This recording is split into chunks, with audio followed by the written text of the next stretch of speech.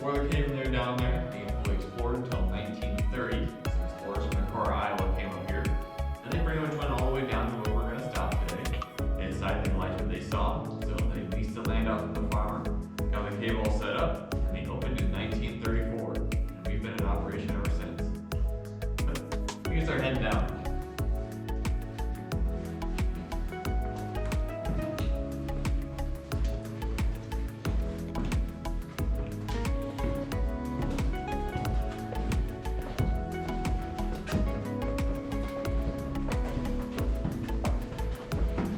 And it's pretty tricky down here, so you're probably gonna get wet.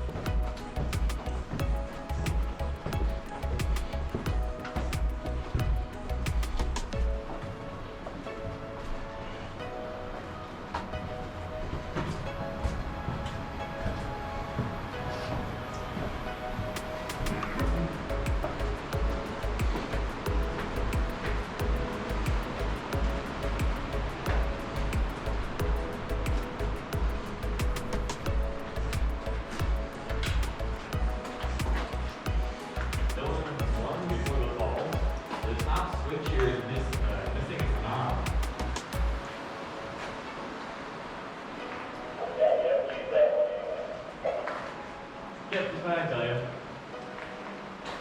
Alright. Okay, so the entirety of Niagara Cave is all made of something called limestone. It's very soft, easily eroded sedimentary rock, especially easily eroded by the flow of water. And for the past 2.5 million years, water from the surface has been kind of flowing in through these big cracks in the bedrock. And as it's been doing that, it's been able to kind of gradually just carve out these spaces. And at one point, there's actually an underground river that flowed through here. And that's actually what carved out all of those rivers down that side of the cave. Nowadays, though, the water all flows in through a hole in the wall, and that's what we call our wishing well. We're going to go down there and check that out. And that tree we're going to see is actually entirely fed by rainwater that kind of seeps down into cracks in the bedrock. We're going to check that out.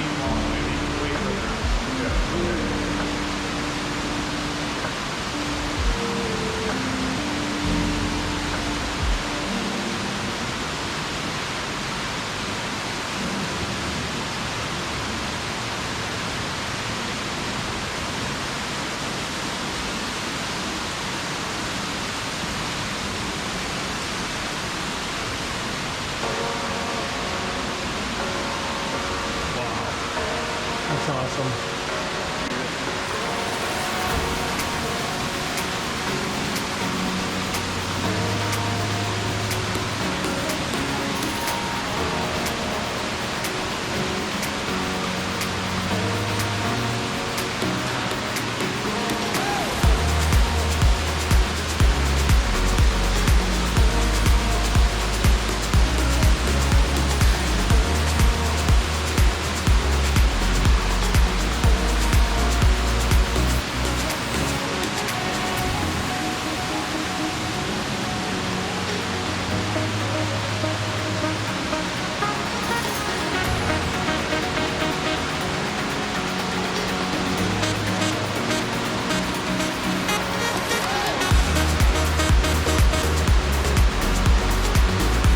Serious indoor waterfall.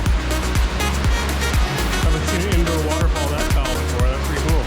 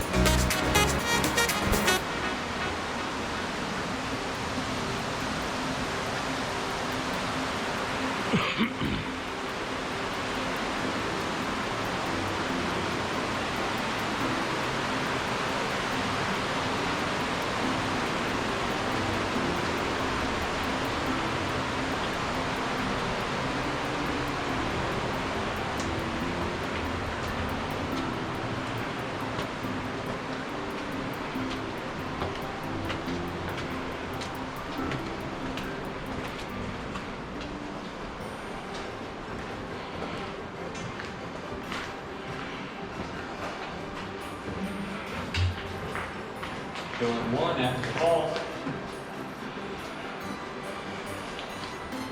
Alright, are we feeling alright after those stairs? Yeah. Let's continue.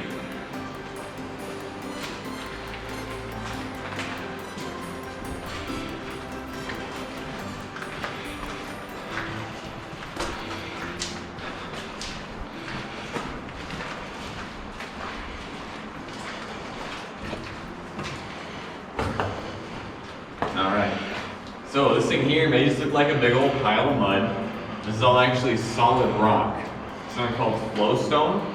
It's formed when water from the surface kind of seeps down to cracks in the bedrock. And as it does that, the water is actually able to dissolve a little bit to the limestone. So keep on kind of seeping on down until eventually it gets into an opening, like the one we're in right now. Then as it flows down the wall here, it's going to put down a really tiny layer of a mineral called calcite. It just does that over and over and over again until eventually it builds up to what we see right here. And that process takes thousands of years. It's only grow about a ½ inch every 100. To kind of give you an idea of how slowly that is. The thing about these is that even though they are solid rock, they are still very fragile. They break very easily. You can see all these little bumps and little stuff right here. It's actually other stalactites from up above us there that have broken off and fallen down onto it and kind of been reabsorbed. But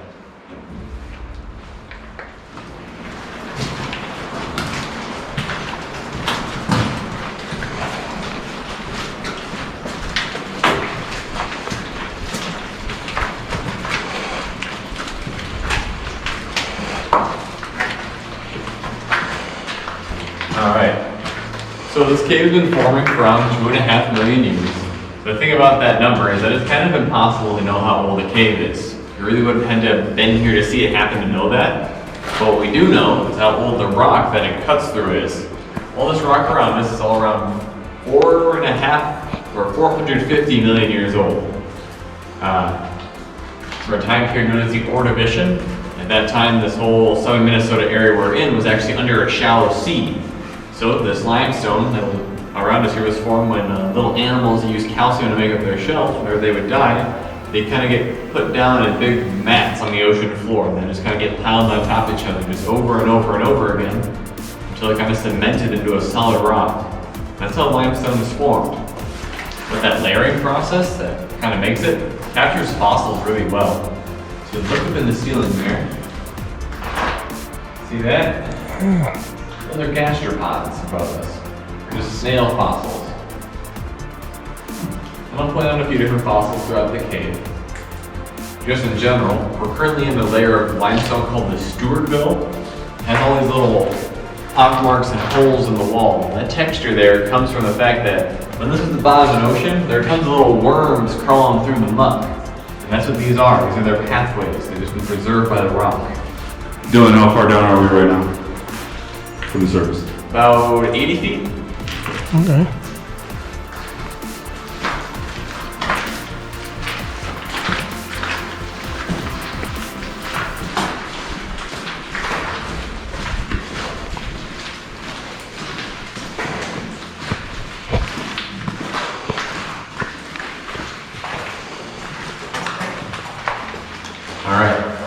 So this room here is the wedding chapel.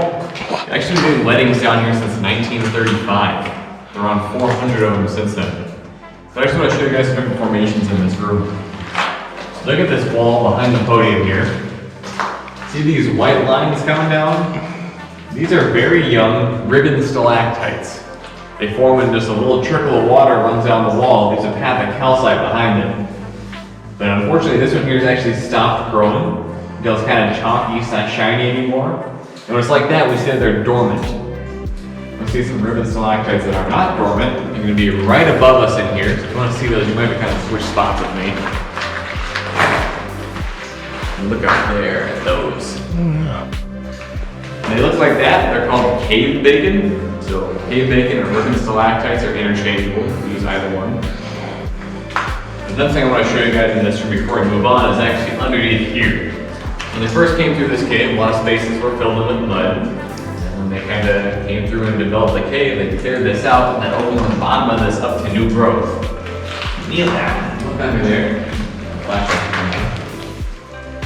See all those little bumps? Those are things called soda straw stalactites. There's little hollow tubes of rock. They're all around 90 years old. They've only grown that much. Just keep that in mind for when we see some really big ones later. We're gonna head down into this chamber next. So as you watch your head when you go in there, it's kind of a lower ceiling.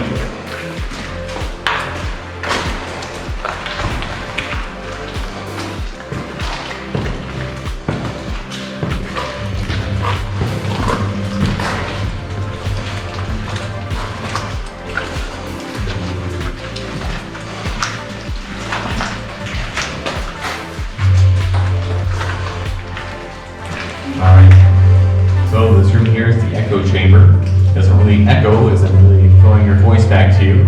If you have a low voice, it'll kind of resonate in here. So you can go like, oh, you know, kind of the low. If you don't have a normal voice though, something else you can do is you can take your fist, go like that. You can go ahead and give it a try if you want. I think the best spot's probably right about there. Right Yeah. Yep. Yep.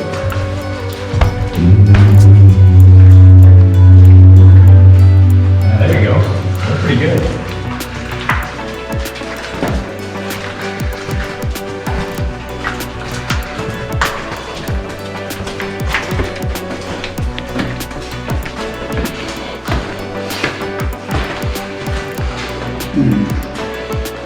Keep making our way down this way.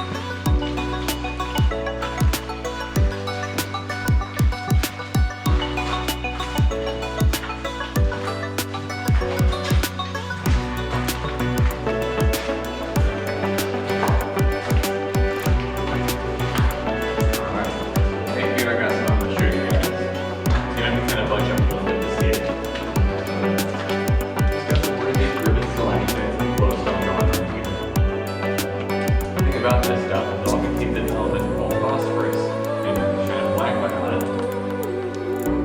Close. Nice.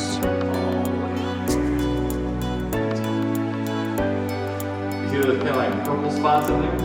That's the phosphorus. That kind of cool thing you can do. What holds it? Yeah. Oh, cool. Like,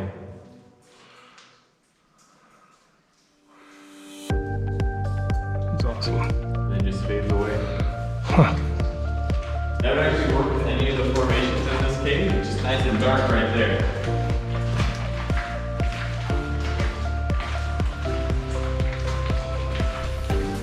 Is it just UV that it holds? Yep.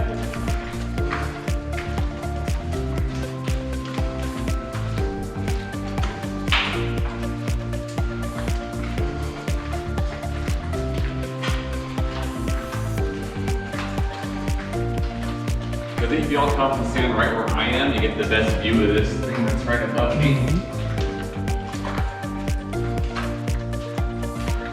That giant stalactite right there is something we call the Bride's Veil. It's a huge thing in cave bacon. I believe it's probably about 30, 40 feet tall. And actually stretches all the way down to the floor right in front of us here. Just imagine how long that thing could grow. And as you walk down in front of it, you're gonna see the few stalagmites we have in these caves. See these little things? They're not terribly impressive, but that's all we got. Because the walls of this cave are kind of shaped in a way that all the water will run down towards the bottom. And these kind of need a flat spot to start growing.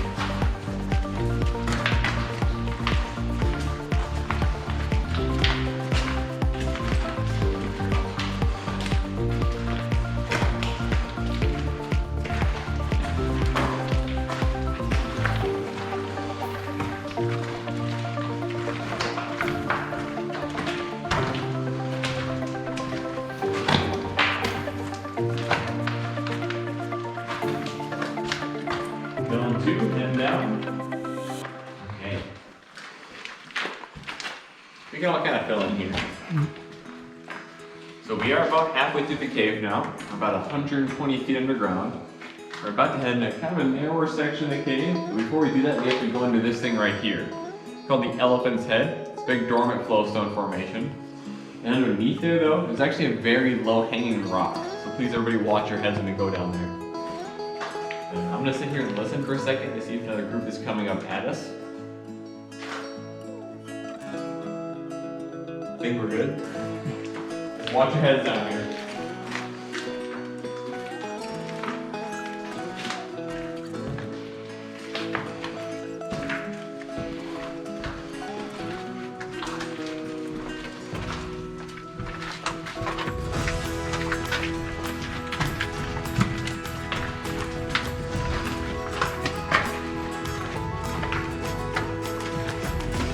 And as we walk down this hallway here, we're going to see another flowstone formation. This one is going to be active. It's called the wedding cake. It kind of sticks out into the hallway right here. So please just be careful around it.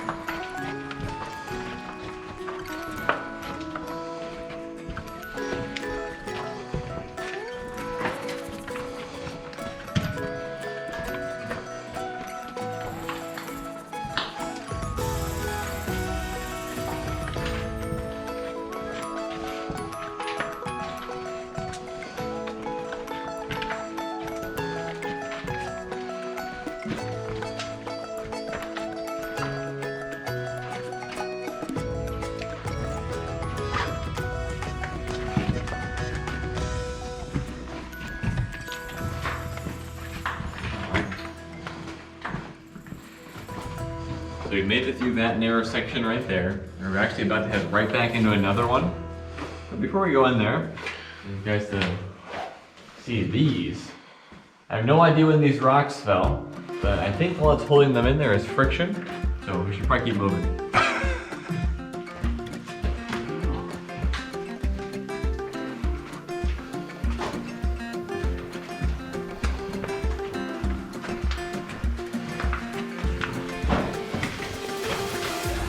Because we got such a small group here, I asked you guys to kind of make a ring in front of me so I can show you a fossil right here in the wall. This thing right here.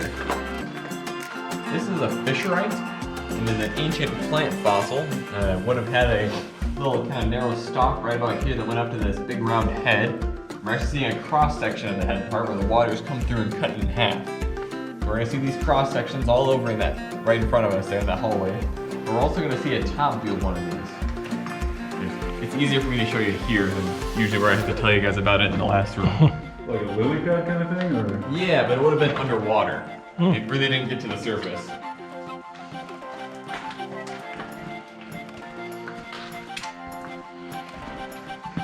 Another one right there.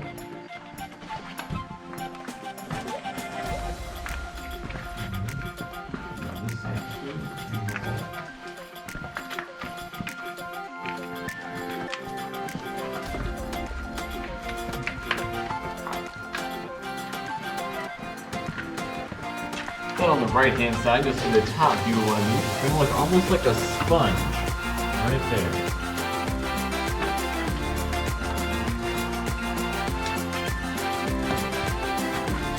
Cool.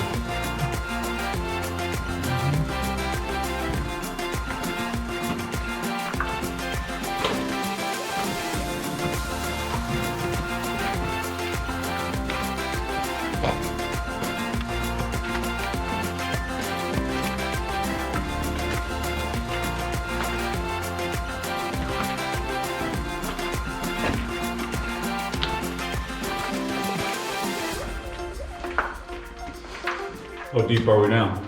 I'm not sure right here. We haven't really gone too much further down from the elephant's head.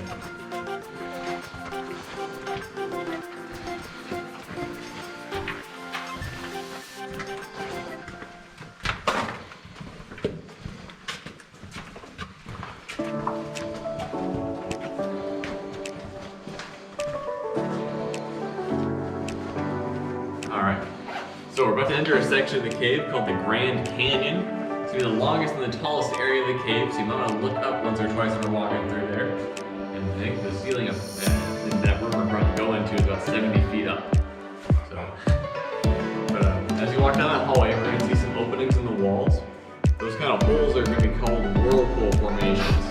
There were two streams met each other in that hallway, and that kind of swirling motion that carved out a bell-shaped chamber into the wall. We're gonna check those out. And as you guys, please be careful on the staircase here. These steps are slippery.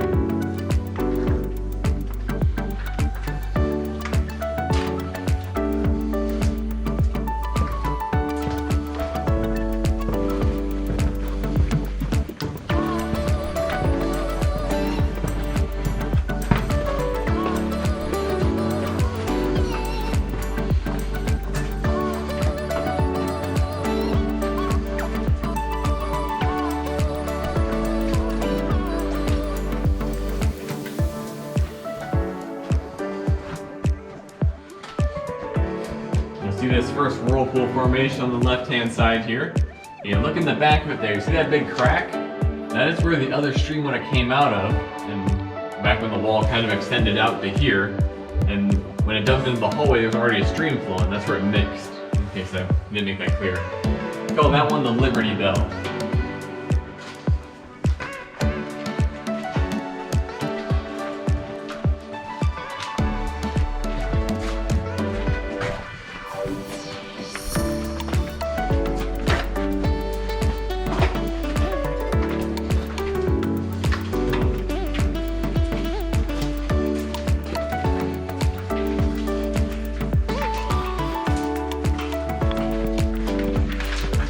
we got on the left-hand side, we're going to see another whirlpool formation.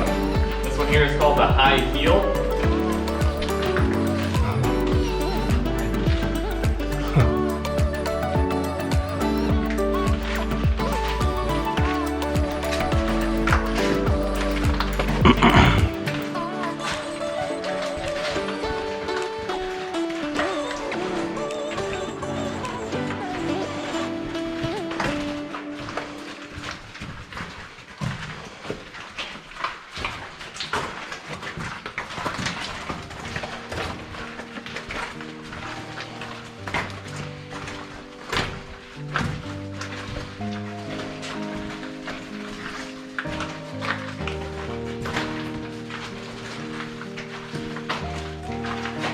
Still on 3, heading down.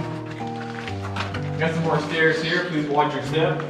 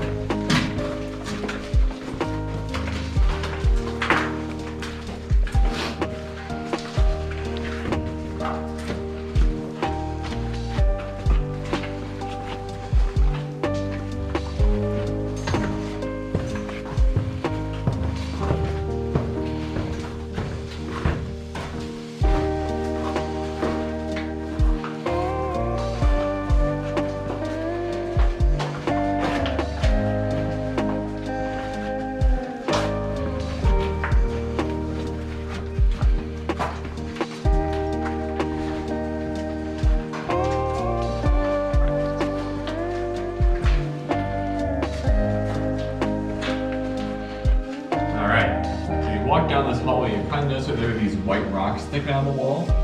This is a mineral called chert. Chert is a silicon-based rock, so it's much harder than the surrounding limestone here. So when the water came through and kind of carved out this section, actually couldn't erode this stuff. That's why it sticks out of the wall like it does. Chert is formed basically in the same way as limestone, except for instead of calcium-shelled animals that make up the limestone, this one's the animals that use silicon to make their shells. And there's just less of them in general, so they kind of clump together into the sediment, I guess. Another little interesting fact about chert is it actually is made of the exact same material as quartz, flint, and opals.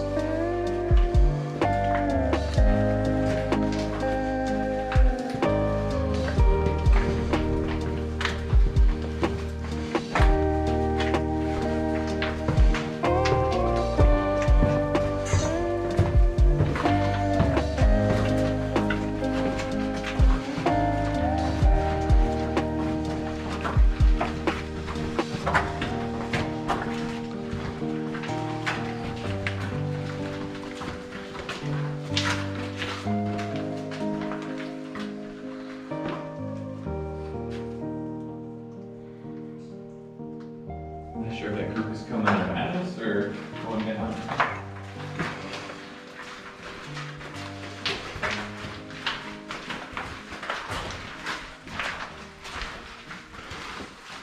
Alright. At this corner here, I want you guys to watch out for something. There's a rock that sticks out into the hallway right here, so just avoid that.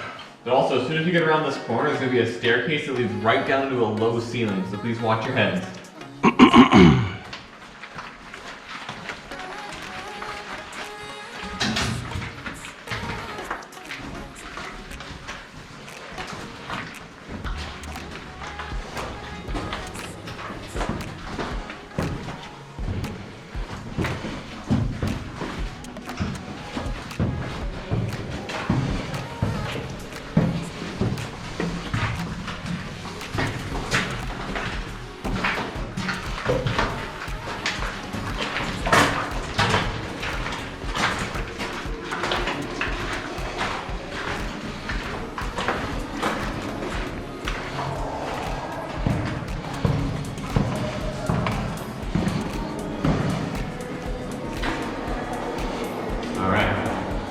To the cathedral, the last big whirlpool formation we're going to see. Now look up in the ceiling here. And here are these two big holes up in there. Those two holes, we believe, were where two other streams came into this room, and that kind of swirling motion they had is what carved out this chamber. Then later on, that stream came in through the hole there and carved through like that. So kind of cut it in half. Imagine there was just a ton of water just swirling around in here for thousands of years. When we head down the staircase here, which you guys be careful. Watch your head right there. The ceiling is kind of low. So also stay more to the right-hand side. That's the drier side of that staircase.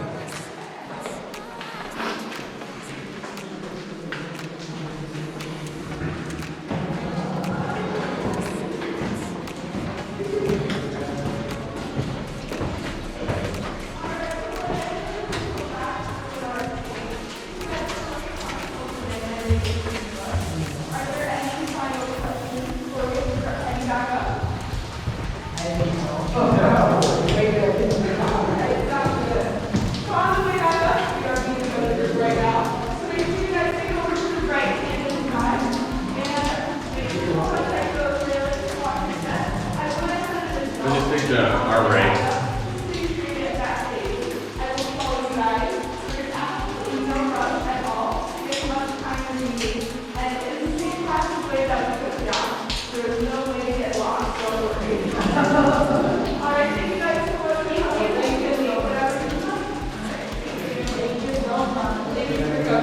Love these guys had here.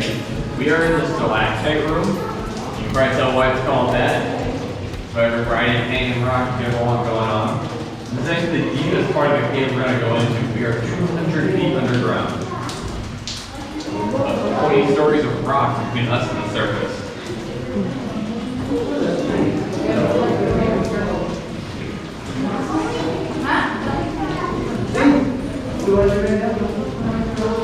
Watch your head. Watch your head. Oh, your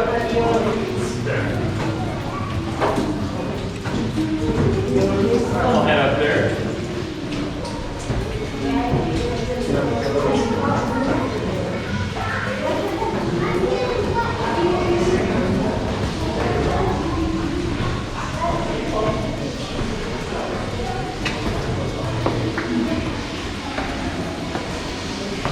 Alright, so this is the last room of the cave. As I said earlier, we are about 200 feet underground right now. And this is actually the part of the cave that flood. You're going to see that over there. And if you look back into that side of the room, I'll shine a light back in there so you all see. There is a hole back in there. When this room floods, the water will go out in all directions. And that's when it carves out extra passageways. So that one will eventually go further, and that one goes about a quarter mile. But you guys can come to the end and look out this platform.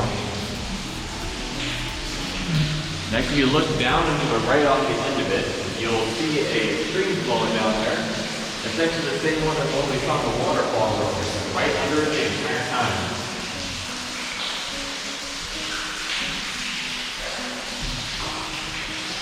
Yes, very way down there. Yep.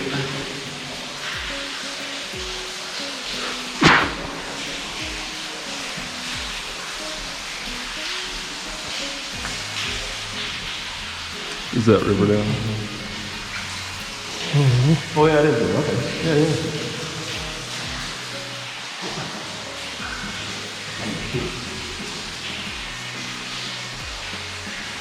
Kind of a sketchy looking ladder right there. Yeah, we do go, we people who work here, we go back in that area of the cave. We do have to go on that ladder, 20 meters by a rope, it's very sketchy. Those passages on that side are they're very small, about this wide, this tall, they're crawl on your belly.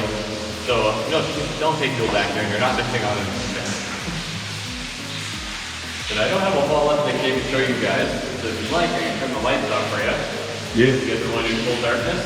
Cool. I just have to ask you to find the rail and hold on to here, okay? I don't want anybody to wander down a flight of stairs. I have to ask you to hold on to a rail, please.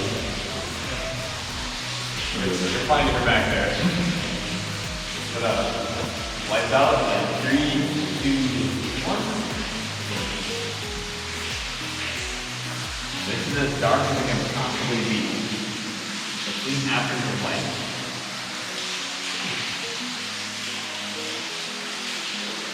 Most animals that live in these kind of conditions don't even have eyes. Apparently, people go blind when they're not in the kind of too long. Air quality stays quite well down here. Yeah, pretty much, because there's a ceiling in this cave. Yep. Got a crack in the ground pretty much. So the air just gets sucked in here or pushed out through different pressure systems about. Yep.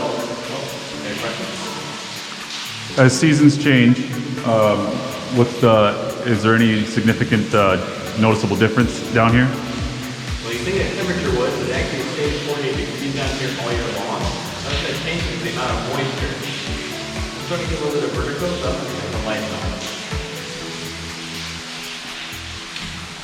Is there, so any of the,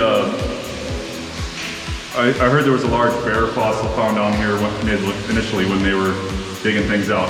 Has that been located? Not that. They kind of do a college, when I go to down in Niagara, Iowa, Winter College. Yeah. They lost it. They have no idea where it is. Do they still have on record exactly what species that was of ancient bear? You'd have to ask the college there. They sent it there for identification, and that's when they lost it. Yeah. But I say thank you all for coming. My name is Dylan. Feel free to ask me any questions on the way back. But I will need an adult volunteer to lead the way. I have to follow up in the back of the group to make sure everyone gets out safe. We're going to lead the way, go right ahead. It's pretty much impossible to get lost down here because it's a straight shot to the surface. Good job on this. Yeah, thank you.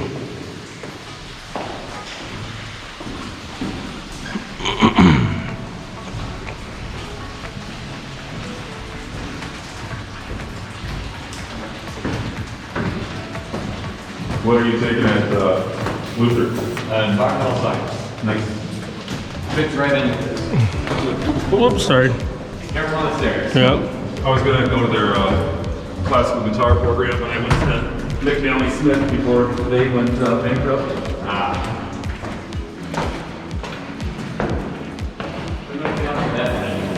At Luther? Yeah. Yeah, they still do offer it's a minor. Okay. Yep. At least they did 2 years ago when we were down there for some other stuff. Make sure you want some heads in here. Originally, this room here we're standing was actually lower. They had to blow out the ceiling to make it taller. Wow. The floor is this mostly lime screenings that's been put down? Is that? What we've been walking on, is this lime screenings or It's just gravel. just gravel? They just kind of cemented together by the moisture. Yes.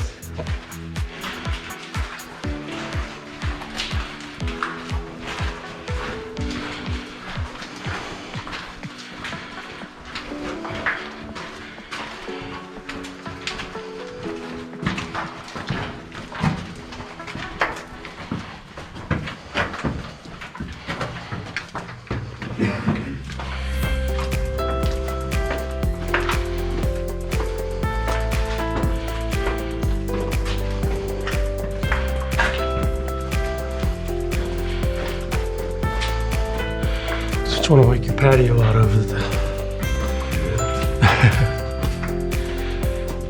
Seeing the lights now, that'd be good. Here's the last one. Oh yeah. Back when I was doing my training work, they actually do make you go through the camp in the dark. Whoa.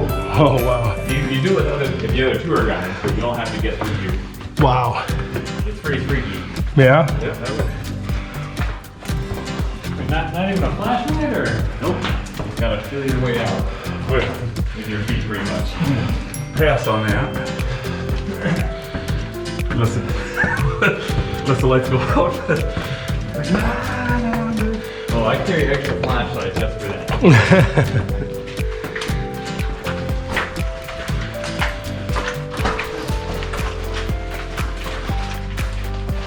Feeling free coming up. What's the latest the season runs on this for tours? What's that? What's the latest that the season for touring here runs? I think he's only in November. Cool. Is it just weekends at that point? Yeah. Traffic starts to slow down and start to fall. It kind of peters out by November. Yeah.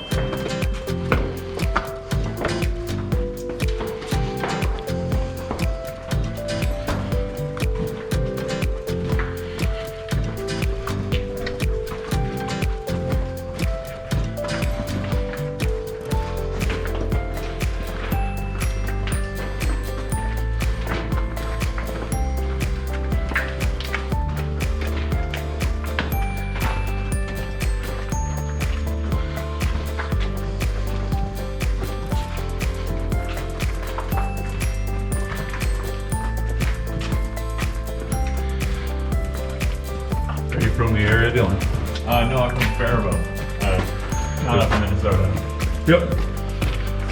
I'm from Spring Grove area. Okay. Around the area. You probably know about all the different caves in the region. Yeah, a little bit. I mean, growing up over in the bluffs there. Yeah. The dairy farm's really in the bluffs towards well, Mike, what's that little town just below the farm there?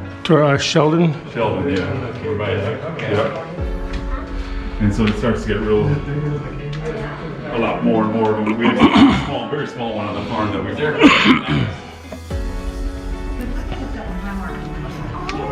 Do you guys mind turning around just a little bit? Yeah. Oh, Yeah, nobody's passing. good passing zone here. So there's a lot of room right here, so we'll just walk by each other. Thank you guys for There she does it. Thanks so much. Right here. Thank you. Thank you.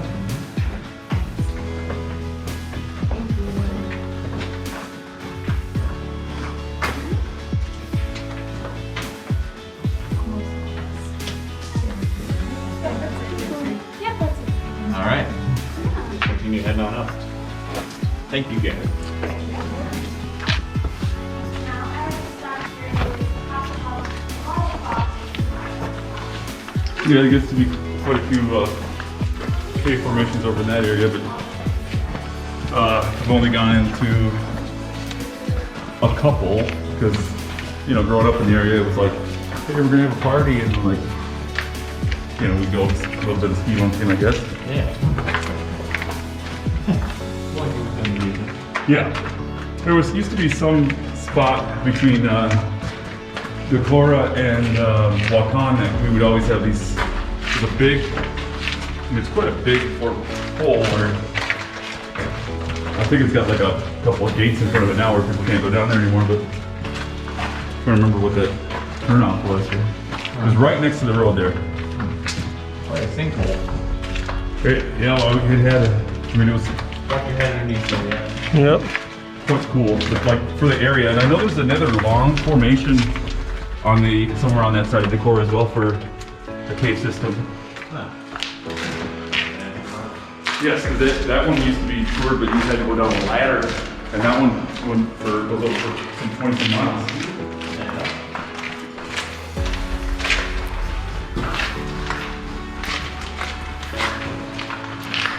Kind of crazy to see what's underneath all the marbles out here. Just stuff like this. Yeah. Yeah.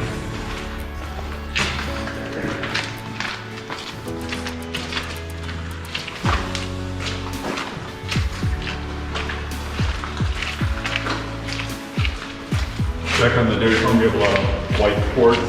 Yep. And then every year as we plow and have to pick rock, there's always like stones that have a lot of the old seashells that are all embedded in them. Yep.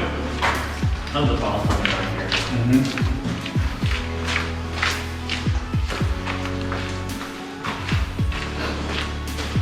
Find shell fossils, find elevite stuff, rarely, because they're kind of small that you don't really preserve well.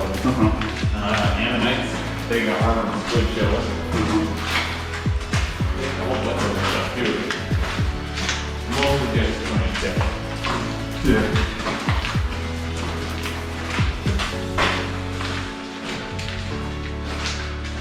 It's a cool wall there.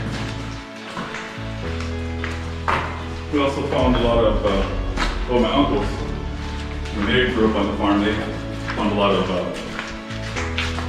arrowheads and stuff like that. Yep. Over Valley region was heavily necrotic. Why, it's like 40,000 years. Yes. You find tons of church stuff up there. So with the driftless area, Yep. like, I believe in that uniqueness of that whole theory on that. Yeah. What do you feel about that? And it makes sense to me. Yeah, it makes sense to me. I mean, Otherwise, right now what we're standing in would be completely gone. Yeah. Nobody knows how it happened though. That's the big question. yeah, that is unique in that sense. I haven't gone down to the place that they set up for that. Just past Brownsville or whatever? They have that, the driftless area of like, I don't want to say it's a museum, but Food center or something. yeah. Maybe that's between Harmony and Crestwood or something. Oh. I've never been there. I got a question for you. Yeah. You're talking about that bottom part over there, used to be like full of mud over there. Yep. How they get that out here? Like buckets and ropes? Yep. By hand. Wow. You know? Yeah. This is everything had to be done by hand for this. Wow.